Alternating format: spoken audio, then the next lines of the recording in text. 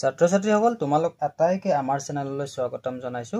ছাত্ৰ-ছাত্ৰীসকল আজি আমি দশম শ্ৰেণীৰ নেলছন মেণ্ডেলা নামৰ পাঠটিৰ ভোকেবুলাৰী আৰু শব্দ অৰ্থ কিছুমান আলোচনা কৰিবলৈ ওলাইছো। ছাত্ৰ-ছাত্ৰীসকল তোমালোকৰ কাৰণে এইখিনি দৰকাৰী জানিবলগীয়া কথা কিছুমান যুগুতাই ওলাইছো। আশা কৰো তোমালোকে মনোযোগেৰে ভিডিঅটো প্ৰথমৰ পৰা শেষলৈ চাবলৈ যত্ন কৰিবা। আহাচোন আমি ভিডিঅটোৰ মাজলৈ আগবাঢ়ো।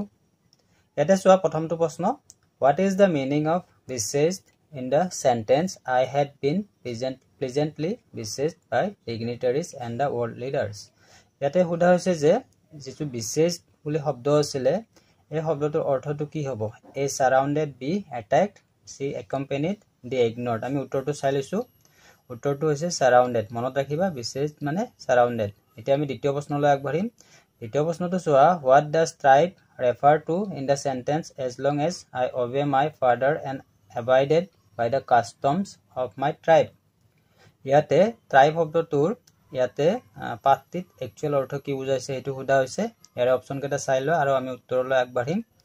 উত্তৰটো হৈছে indigenous people, অপচন সি। আমি এতিয়া তৃতীয় প্ৰশ্নলৈ আগবাঢ়িম। তৃতীয় প্ৰশ্নটো চোৱা, What is the meaning of twilight existence in the sentence a twilight existence of secrecy and rebellion?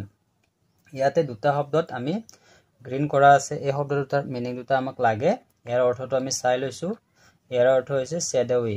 ঠিক আছে, এতিয়া 4 নম্বৰ প্ৰশ্নলৈ আগবাঢ়িছো। 4 নম্বৰ প্ৰশ্নটো চোৱা, What does loyalty mean in the sentence? loyalty শব্দটোৱে এই বাক্যটোত তলত থকা বাক্যটোত কি বুজাইছে? ইয়াৰ অপচন কেইটা চাই লোৱা, devotion, distrust, betrayal, ambivalence। এতিয়া আমি উত্তৰটো চাই লওঁ loyalty কি বুজাইছে। ইয়াৰ উত্তৰটো হৈছে devotion। আমি পঞ্চম প্ৰশ্নলৈ আগবাঢ়িম। পঞ্চম প্ৰশ্নটো চোৱা, What is the meaning of profound in the sentence recovering from that profound hurt? ইয়াতে profound শব্দটোৰ মিনিংটো আমি চাই লৈছো। ইয়াৰ অৰ্থটো হৈছে deep। deep মানে গভীৰ, profound মানে গভীৰ। এতিয়া আমি 6 নম্বৰলৈ আগবাঢ়িম। 6 নম্বৰত সুধিছে indivisible নামৰ শব্দটোৱে তলৰ অপচন কেইটাৰ ভিতৰত কোনটো অপচন বুজাব? অৰ্থটো আমি চাই লৈছো। ইয়াৰ অৰ্থটো হৈছে unbreakable। indivisible মানে ইয়াতে কি বুজাইছে? unbreakable। আমি 7 নম্বৰলৈ পুনে আগবাঢ়িছো। 7 নম্বৰত কি কৈছে চোৱা, What is the meaning of sum? এনে sum মানে অংক।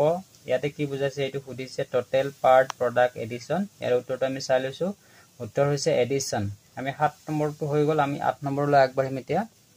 8 নম্বৰটো চোৱা, What does transform mean in the sentence that transformed a frightened young man into a bold one? অৰ্থাৎ এই transform শব্দটোৱে কি বুজাইছে পাঠটিত?